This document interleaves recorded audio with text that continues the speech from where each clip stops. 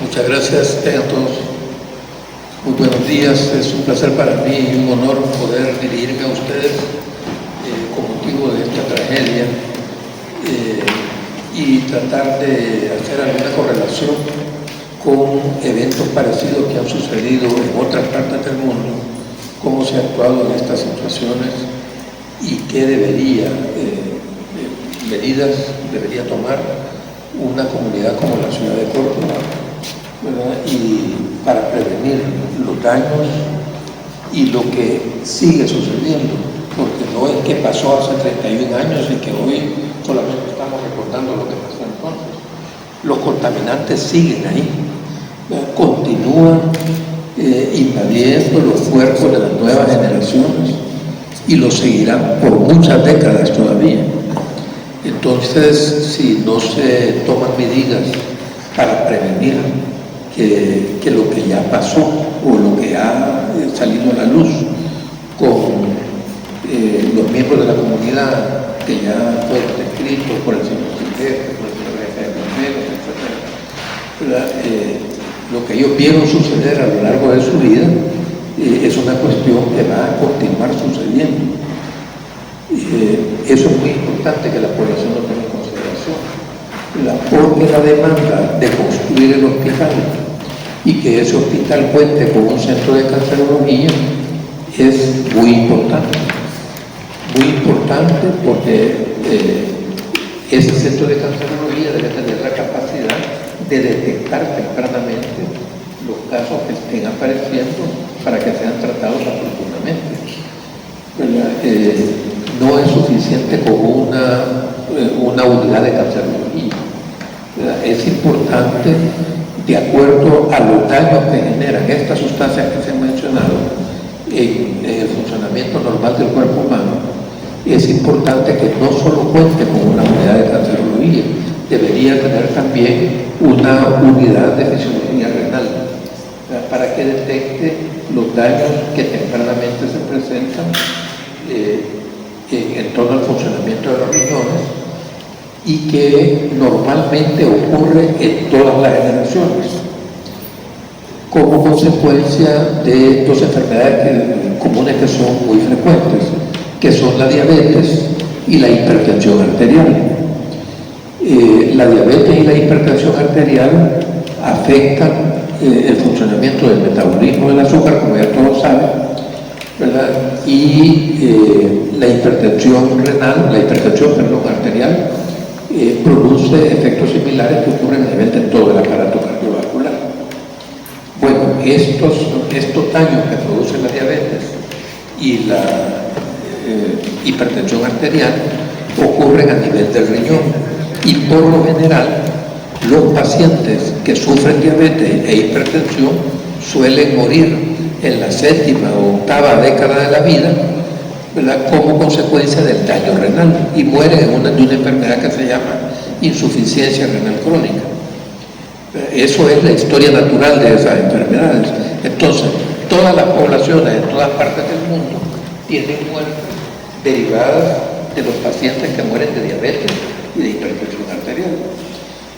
Pero en los lugares como sucedió en Córdoba, que han tenido un contacto importante con sustancias como las que se produjeron cuando se quemó y explotó la fábrica, presentan un nivel mucho más elevado de lo que cabría esperar por la gente que tiene diabetes y hipertensión en esa región.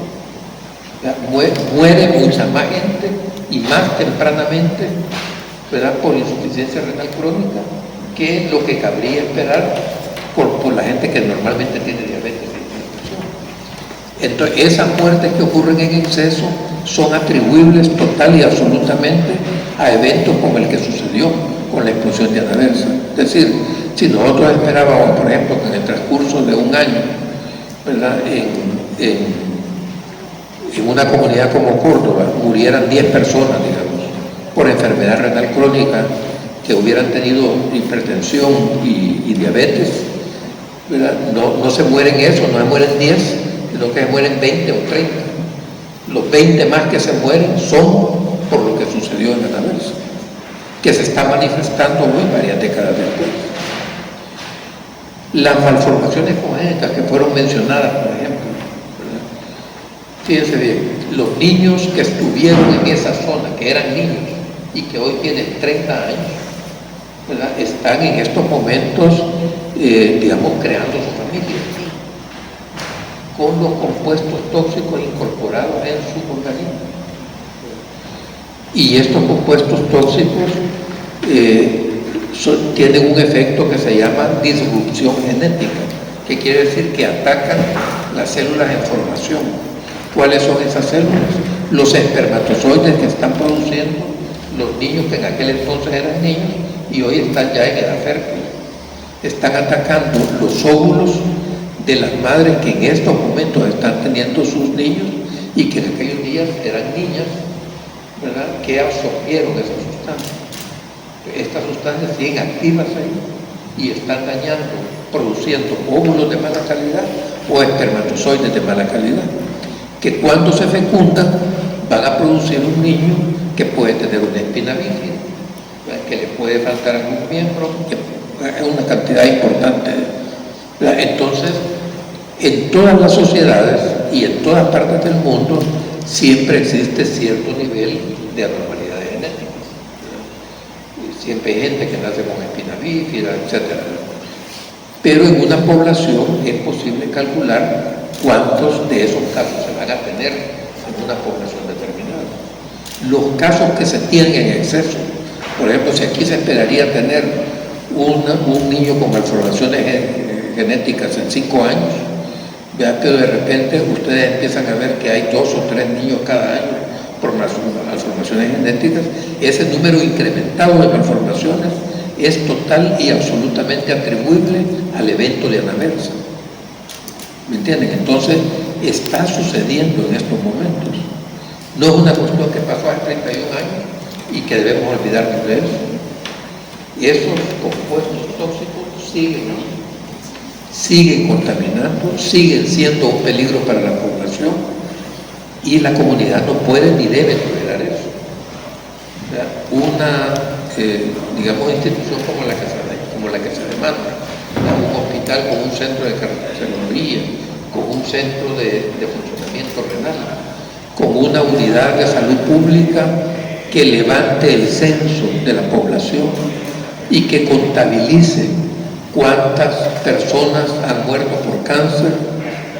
Por ejemplo, en el conversatorio que hubo en el Senado, ¿verdad?, había una señora, no recuerdo su nombre, pido excusas, pero que contaba cómo su hija, que había sido bombero en ese evento, murió a la edad de 34 años por cáncer de colon. Eso es inusitado. La gente que le da cáncer de colon le da cuando tiene 60, 70 años. Pero ella murió de cáncer de colon a la edad de 34 años. Obviamente ella fue afectada por esa situación, ¿verdad? Entonces, y así como eso hay un montón de casos, estoy seguro, hay un montón de casos que no se sabe, y si no se hace una investigación epidemiológica que determine cuántos de estos pacientes han muerto por estas causas, ¿verdad?, y que están por encima de lo esperado, ¿verdad?, no se va a saber realmente el impacto que está teniendo, ni va a tomar la conciencia que debería tomar la comunidad de Córdoba para pelear por ese hospital, ¿verdad? Es un derecho que tiene la población, es el derecho a la salud, ¿verdad? El derecho a la salud, el titular del derecho es la población. El Estado es el garante del derecho, es decir, el Estado debe garantizar que la población tenga acceso a la salud, en este caso al hospital, a la investigación epidemiológica, al levantamiento del censo para prevenir que no se vuelvan y se sigan dando ese tipo de acciones. Pero si la comunidad no se da cuenta que está teniendo estos casos, no va a poder pelear ni demandar, ¿verdad?, la atención que se debe. Entonces, el garante del derecho a la salud es el Estado. ¿Cómo lo debe garantizar el Estado? En este caso particular, el Estado debe construirle el hospital a la ciudad de Córdoba. Debe construir el hospital y por las circunstancias que desató el estallido de Anaversa, ese hospital debe contar, además de los servicios con que normalmente cuenta un hospital de este nivel en una ciudad como Córdoba, debe tener adicionalmente un centro de cancerología, un centro de funcionamiento renal y una unidad de epidemiología que levante el censo, ¿verdad? Y que permita prever qué está pasando realmente, hasta dónde está siendo afectado directamente. Yo tenía, no sé si tiempo todavía para exponer, para pasar. Entonces, la siguiente. Yo quería comentar.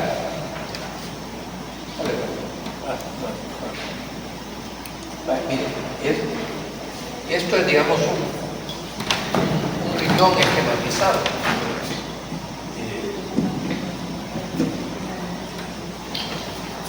Esto es un riñón esquematizado.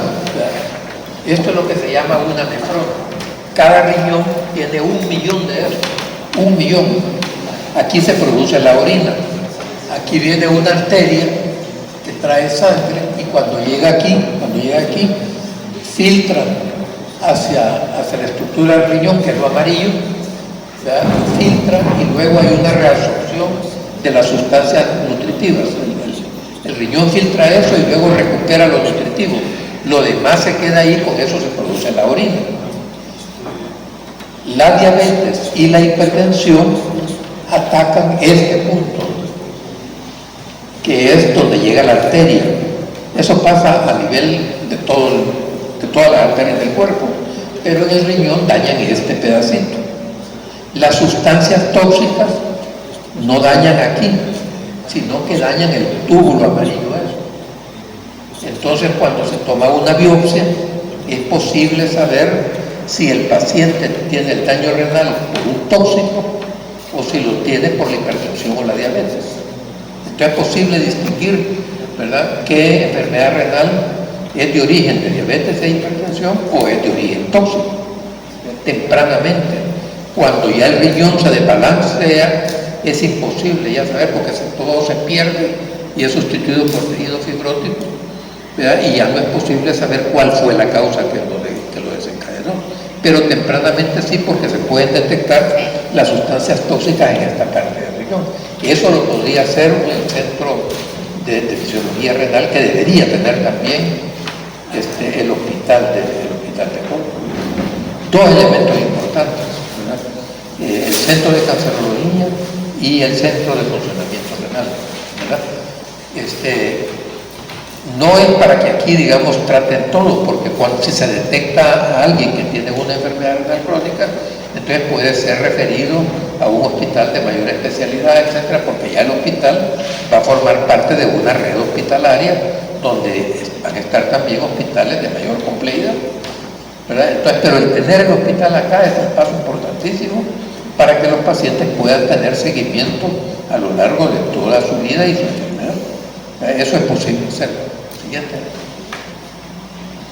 Entonces, esto explica eso que estaba diciendo. Sigamos. Dale. Siguiente. Perdón, dale antes. Esto es una cuestión en relación con una situación similar que tuvimos en El Salvador, porque allá se siembra mucha caña de azúcar. En la caña de azúcar se riega glifosato, que es un plaguicida. No es para prevenir malezas de la caña de azúcar, sino que ahí se utiliza porque el glifosato quema el cogolito de la caña de azúcar. Entonces la caña empieza a engordar antes de tiempo y concentra más azúcar, pero queda con trazas de glifosato. Y el azúcar que sale ahí lleva trazas de glifosato, ¿verdad? Entonces, y la gente va acumulando esas cosas, porque son compuestos orgánicos persistentes, que llaman persistentes porque no se degradan. Siguen ahí, siguen, ¿verdad? Entonces, esta fue la que entonces era la ministra de Salud, cuando se presentaron ante la Asamblea Legislativa a demandar que se prohibiera el glifosato como uso agrícola, en el país. ¿verdad? Y el ministro de Agricultura, que también lo hizo, el ministro de Agricultura de ese entonces, ¿verdad? Pero Monsanto, que era la que producía el glifosato, compró a los funcionarios, ¿verdad? Y bloquearon el proyecto de ley que prohibía esos productos agrícolas nocivos, el uso de esos productos agrícolas. Alegaron que como El Salvador cultivaba caña, pero como el resto de países de Centroamérica y el sur de México también producían caña, entonces El Salvador prohibía, decían, va a quedar en desventaja con respecto a los otros países. Y eso fue argumento suficiente. El dinero, la ganancia, fue el argumento para no prohibir el glifosato y que siguieran regando el glifosato y envenenando a la gente ahí. Siguiente. Entonces, estas son las características que tienen los compuestos orgánicos persistentes, que son los que han causado las malformaciones genéticas y el cáncer. Tienen 4 características fundamentales, ¿verdad? En primer lugar, la persistencia, por eso se llaman compuestos orgánicos persistentes. No se degradan, pasan años, décadas, centenas de años y no se degradan. No pierden su capacidad de dañar, ¿verdad? Se acumulan en la cadena alimentaria porque son solubles en grasas. Entonces los insectos que andan ahorita ahí por Anaversa, que se los come algún gato, se van incorporando y quedan ya en los organismos vivos circulando ahí, ¿verdad? Son persistentes, no se degradan y se incorporan a la cadena alimenticia. Tienen un alto potencial de transporte a distancia, el viento los puede transportar, ¿verdad? Y que tienen efectos adversos, miren, en hígado, en riñón, daños neurológicos, sistema inmunitario y disrupción endocrina. Esta disrupción endocrina es la que generan los testículos y los ovarios, ¿verdad? Para la producción de espermatozoides y para la producción de óvulos. Siguiente, por favor. Esto, miren, hay un convenio, México es suscriptor de este convenio, como lo es también la inmensa mayoría de los países. Se llama el Convenio de Estocolmo. Estos 12 sustancias son conocidas como la docena tóxica. Se conocen desde hace décadas. Se sabe que son dañinas, se sabe que son disruptores genéticos. Todo eso se conoce hasta la saciedad. Y todos los suscriptores del Convenio de Estocolmo están comprometidos a eliminarlo, pero no lo hacen, ¿verdad? No lo hacen, siguen ahí, ¿verdad? Y se siguen utilizando para la producción agrícola, etc., ¿verdad? La inmensa mayoría son fabricados por Monsanto, ¿verdad? Siguiente.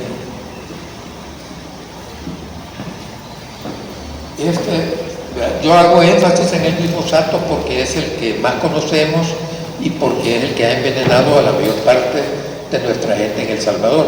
Pero así como el glifosato, el señor jefe de bomberos mencionaba el 2,4-D, sí, y varios otros, ¿verdad? Que también es la misma historia con todos ellos, ¿verdad? Ahí están algunas de las cuestiones. Aquí se conoce como Roundup, ¿verdad? Aquí venden el maíz, ¿cómo se llama? Genéticamente modificado. Transgénico.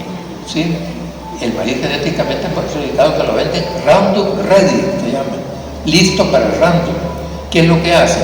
Modifican el granito de maíz para que sea resistente al glifosato. La semilla viene y el maíz no es afectado por el glifosato. Siembran el maíz, ¿verdad? Y cuando la maleza empieza a crecer, le riegan glifosato. Se muere la maleza y el maíz no sale dañado, pero el maíz está impregnado de glifosato. Cuando cosechan el maíz, ese maíz viene con glifosato, viene sin malezas, creció bien, la mazorca grande y todo, pero lleva glifosato. Por eso es que el maíz genéticamente modificado, además de que elimina la semilla natural, ¿verdad? La que inventaron nuestros ancestros, ¿verdad? La elimina y la sustituye, ¿verdad? Entonces, el gobierno de México, yo estuve revisando alguna literatura, el gobierno de México prohibió y y hizo una ley en ciertas disposiciones para eliminar gradualmente el glifosato, de tal manera que en 2024 ya el país iba a estar libre de glifosato. Sin embargo, eso no es así. Ahí el poder económico de Monsanto ha tenido mucho que ver, y habría que revisar esas cosas, ¿verdad? Pero eso es lo que ha pasado. Bueno, ahí miren, no es degradado por las plantas que lo reciben. Hay maíz Roundup Ready, soya Roundup Ready, cantidad de cultivos que son Roundup Ready para que se les pueda regar glifosato sin ningún problema, ¿verdad? Para las semillas y para que los cosechadores hagan mucho dinero, ¿verdad? Pero están envenenando a la gente. Entonces genera cáncer en animales de laboratorio, y aquí ustedes han visto que no solo los animales de laboratorio, sino que también la gente, ¿verdad? Y degrada. El glifosato fue parte de los que se quemaron ahí en Anaversa y otros similares como el 2,4-D. El glifosato y el 2,4-D son derivados del agente naranja. Usted lo mencionó, ¿verdad? ¿Quién fue el que Rosalinda lo mencionó también, ¿verdad?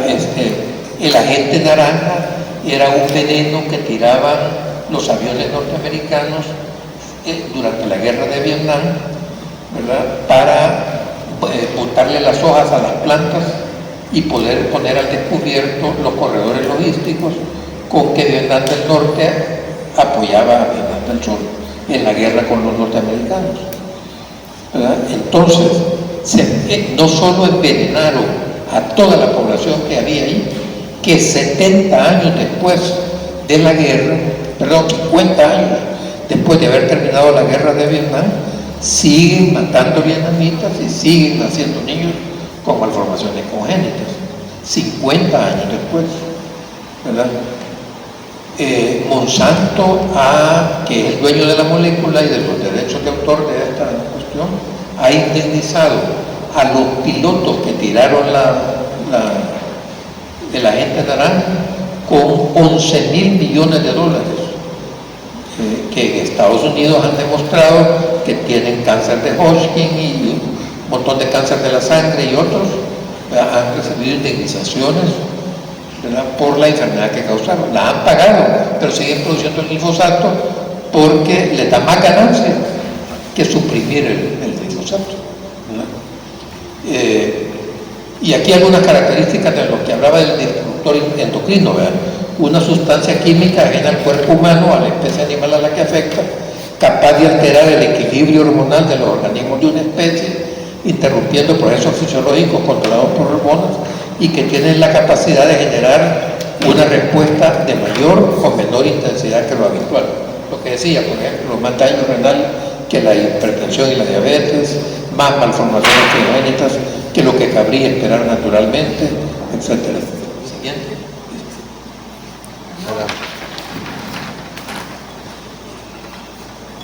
Entonces, estos son los convenios. Todos están suscritos por el gobierno de México, por El Salvador también, pero yo me di la tarea de buscar y todos están suscritos por el gobierno de México. El convenio de Estocolmo, que tiene que ver con contaminantes orgánicos persistentes, que fue aceptado el 22 de mayo de 2001. El convenio de Minamata sobre la contaminación con mercurio en 2013, y el convenio de Rotterdam, este es muy importante, el convenio de Rotterdam para el consentimiento previo a plaguicidas y productos químicos peligrosos objeto de comercio internacional. Fue suscrito el 10 de septiembre de 1998 en Rotterdam. En El Salvador se había formado una comisión nacional de prevención, ¿verdad? Pero llegó un presidente en la década antepasada, que su negocio millonario que tenía eran los insumos agrícolas. Entonces desarmó la comisión para que no hubiera control sobre eso y poder seguir vendiendo todo lo que le roncara la gana ahí para seguir obteniendo ganancias. Siguiente, creo que aquí terminamos. Esto es muy importante, ¿no? Fíjense bien, todos los países que tienen las fábricas de glifosato, porque por ejemplo en Anaversa lo que hacían eran las mezclas, no fabricaban ahí el glifosato, sino que ahí hacían las mezclas de todas las sustancias, de todas estas cosas, ¿verdad? El glifosato se fabrica. ¿Dónde se fabrica? En Alemania, en Estados Unidos, en Canadá. Ahí están las plantas matrices de Monsanto. Allí lo fabrican. En todos esos países, Francia también, en todos esos países el glifosato ha sido prohibido por sus gobiernos para uso agrícola en esos países, pero lo siguen fabricando para mandárnoslo a nosotros y que nosotros podamos regar el glifosato en los países. Entonces, miren, esta es una breve historia, ahí les va a quedar eso, pero la Unión Europea decidió en 2017 renovar la licencia de glifosato en su territorio por 5 años más, con oposición de Bélgica, Grecia. Todos esos se oponían a que siguieran tirando glifosato ahí. Todos los países, Bélgica, Grecia, Francia, Croacia, todos esos no querían que se renovara la licencia.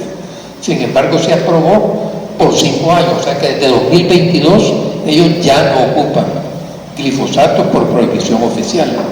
Francia en 2022 lo prohibió para todo su uso, ¿verdad? Alemania lo prohibió, Finlandia lo prohibió, Colombia lo prohibió porque los norteamericanos lo tiraban allí, porque como ahí sembraban marihuana y sembraban cocaína, lo tiraron allí para acabar con esas plantas. Pero los vientos lo llevaban para Ecuador y en Ecuador se murió un montón de gente por eso. Entonces, a raíz de eso se prohibió el uso de ese insecticida ahí.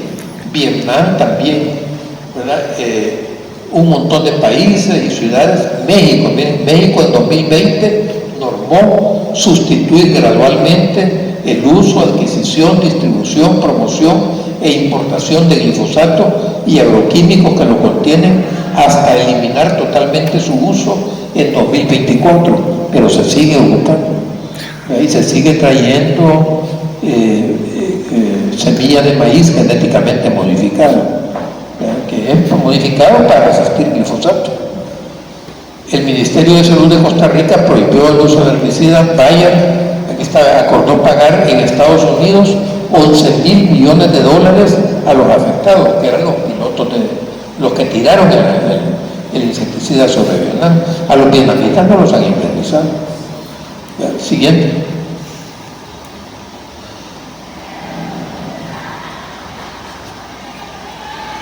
Entonces, esto para los que creen que están a salvo porque ya pasaron 30 años, no es cierto. No se degrada en ninguna planta porque contamina la cadena alimenticia humana. Los grandes productores de granos lo utilizan como desecante, por lo que en muchos países los consumidores de alimentos que están expuestos siguen expuestos, aunque nunca hayan llegado a un campo o a algún lugar donde contaminarse. Siguiente. Y estos son niños vietnamitas, ¿no? Nacidos como consecuencia de la fermentación. ¿Sí? Bueno, y esto es alguna historia de lo que significó la gente naranja y todo eso. Siguiente. Siguiente. Bueno, y esto era un mensaje para los chicos que están estudiando ciencias de la salud, que entiendo que aquí hay más. Entonces, ellos más que ningún otro tienen el deber de demandar ese hospital, de luchar junto a la comunidad porque le construyan su hospital. No pueden llamarse trabajadores de la salud si no asumen una causa como esta. Toda la población de Córdoba está expuesta a eso. Y su deber es asumir esa causa, pelear por ella, demandarla. No dejar a los salinas solas ni al jefe de bomberos diciendo de conversatorios como esta cada año y todo sigue igual y no se hace nada. Y eso no puede ser. Bueno, muchas gracias.